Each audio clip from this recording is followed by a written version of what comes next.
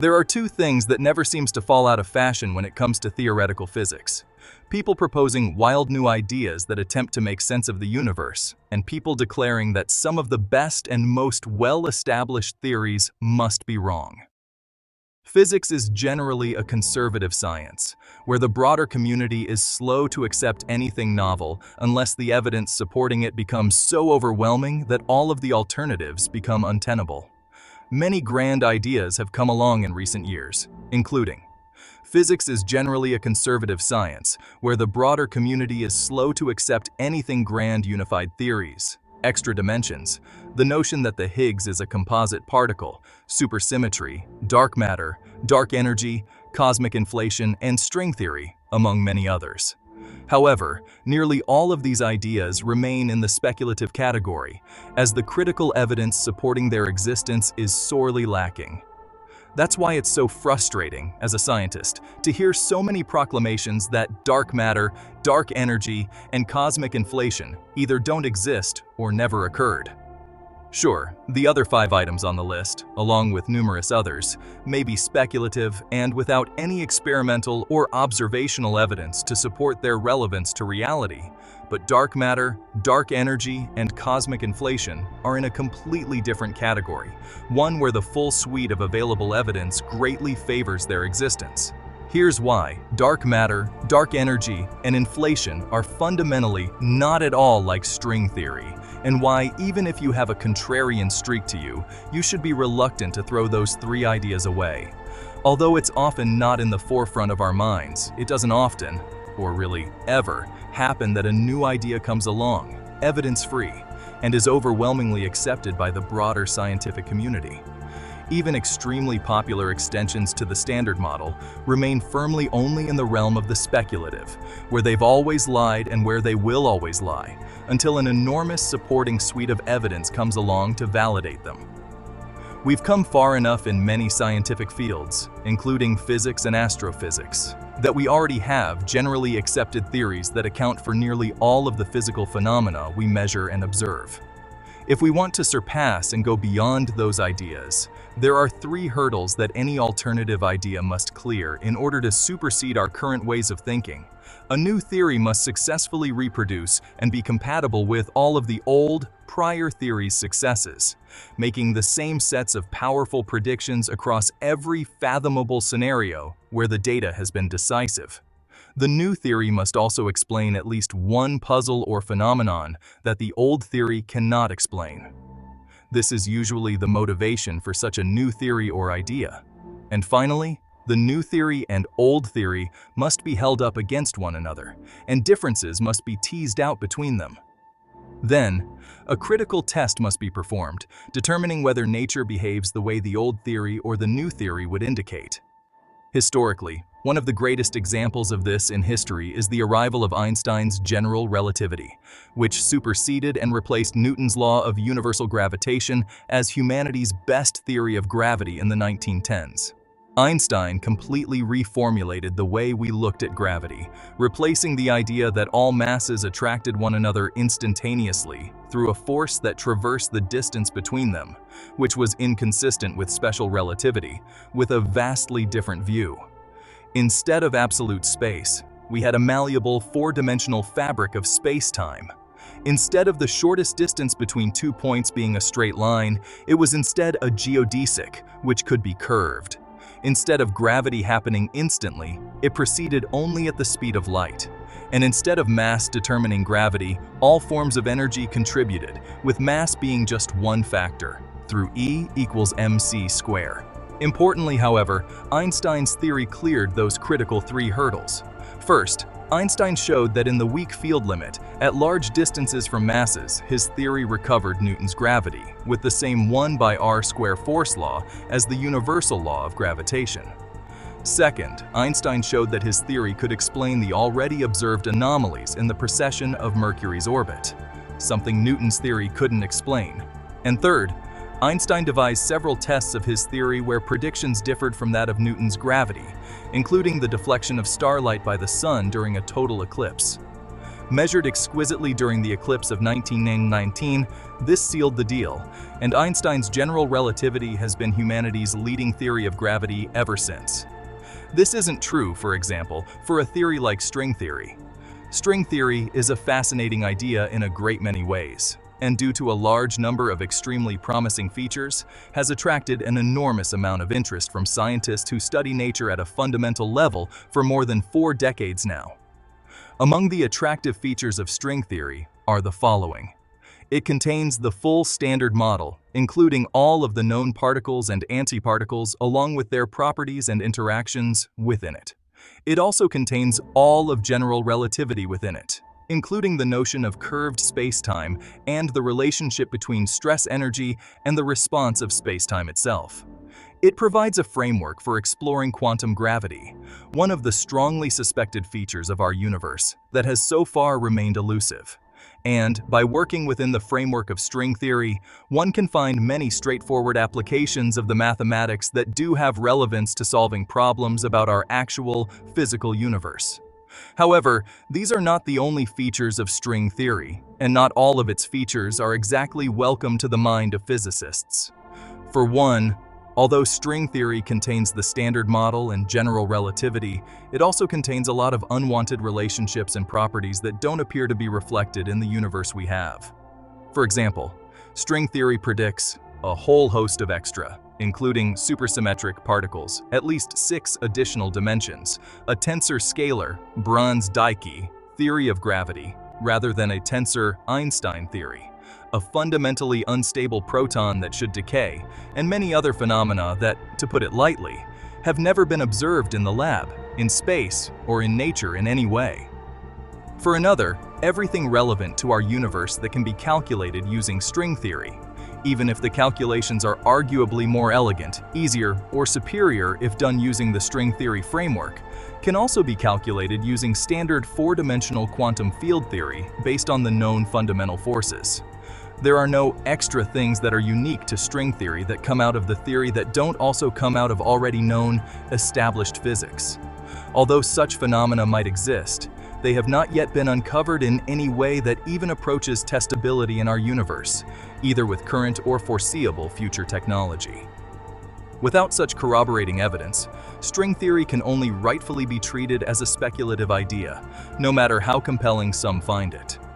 However, this is not the case at all for dark matter, dark energy, or inflation. In all 3 of these cases, a similar story has arisen. First, the standard model of both particle physics and cosmology, where you have the known particles and interactions operating in an expanding universe that started with a hot Big Bang and the known ingredients of normal forms of matter and radiation, despite its tremendous successes on a variety of scales and under a wide selection of conditions, has a few areas where the standard picture doesn't add up. There's a mismatch between what's predicted and what's observed, and that mismatch absolutely needs to be addressed. Whether those concerns can be addressed by adding a new species of matter, dark matter, a new species of energy, dark energy, or a new phase to the universe's history, cosmic inflation preceding and setting up the hot Big Bang, is specific to which problem puzzle is being considered. However, in all 3 cases, the same set of criteria needed to apply. The successes of the standard model without these ingredients must be preserved even with these new ingredients present.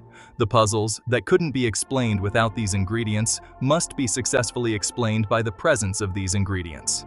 And finally, and arguably most importantly, there must be new predictions made, with and without these ingredients, that differ from one another, and then we must go out and measure the universe to see how reality stacks up with our predictions. Let's start with dark matter. It was originally proposed in the 1930s to explain why galaxies within galaxy clusters appear to zip around inside those clusters with such great speeds, greater speeds than the observed mass of those clusters could accommodate. Later, in the 1960s and 1970s, the rotation profiles of individual galaxies were also shown to be inconsistent with the amount of normal matter within them alone. Dark matter was proposed to solve this problem, while its diffuse and non-clumping nature would preserve both small-scale, terrestrial and solar system, physics, as well as large-scale, cosmological ideas, such as the Big Bang.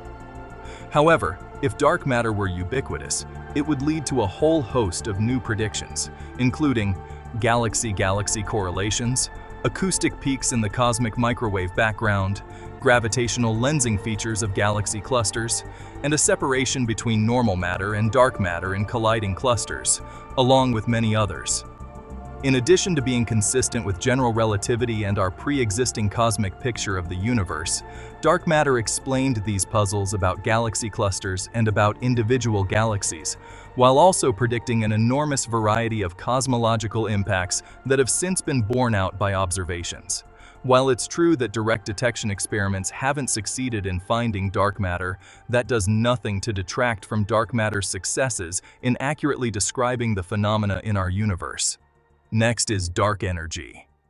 For nearly all of the 20th century, one of the main quests of astrophysicists who studied the expanding universe, first revealed in 1927, was to measure both the expansion rate of the universe, today, as well as how that expansion rate changed over time.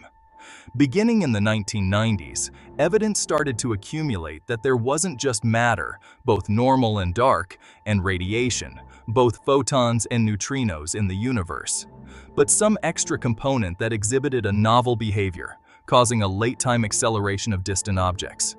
This component was swiftly dubbed dark energy and has been with us ever since. Dark energy was postulated to explain the fact that very distant Type 1a supernovae appear fainter than a dark, energy-free universe would predict, but many alternative explanations were also floated. These included the presence of a new form of dust, photon decay, or some form of tired light, photon axion oscillations as they propagate through the universe, as well as switch-on or decaying models. With better observations, all of these alternatives were ruled out. Meanwhile, a new set of predictions came along with a dark, energy-rich universe, including a new age for the universe, and hence a maximum age for the stars within it, a specific set of features in large-scale structure and CMB data, and specific clustering properties for galaxies across cosmic time were all teased out of the theory. As of 2024, even with the latest DESI data, the evidence for dark energy remains overwhelming. Only its specific properties and its underlying nature are presently debated. And cosmic inflation, despite how speculatively it's treated by many, is arguably the most robust and well-established of any of these options. Cosmic inflation first came about because of the Big Bang's inadequacy in predicting the spatial flatness, uniform temperatures and densities, and lack of high-energy relics that our universe exhibits. It was recognized that an early, inflationary phase that preceded and set up the hot Big Bang could explain these properties. But could it both reproduce the non-inflationary Big Bang's successes and also make novel predictions that differed from the non-inflationary Big Bangs? The answer was yes on both fronts, although it wasn't obvious.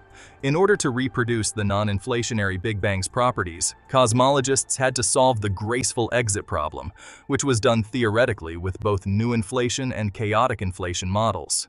Then, over the 1980 and 1990, several predictions were teased out about the quantum fluctuations that occurred during inflation and were stretched across the universe, imprinting both scalar, density, temperature, and tensor, gravitational wave features on cosmic scales.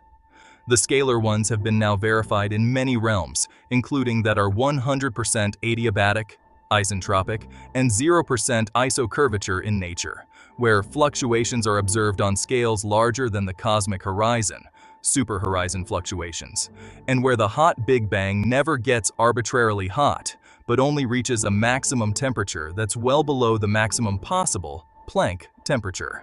Although inflation's detractors often point to the lack of detected tensor, gravitational wave, fluctuations detected so far, again, that would be a nice-to-have feature, not one that's mandatory for validating the new theory. Since the early WMAP results more than 20 years ago, inflation's validity status hasn't been in doubt from a scientific perspective. It's easy to find people who are disillusioned with string theory for precisely the reasons stated above. It doesn't solve data-driven puzzles, and it doesn't make unique predictions that lead to testable observables. Many of string theory's great detractors are themselves former string theorists. because they had believed in something where the weight of the scientific evidence was completely agnostic about their beliefs. That's justifiable and easy to understand, and people who've gone down these routes receive a lot of sympathy from the community, including from me. However, many of those detractors have then gone on to stake out contrarian positions on other topics. This doesn't just include other topics where there's no supporting evidence: supersymmetry, technicolor, extra dimensions, grand unification, and so on.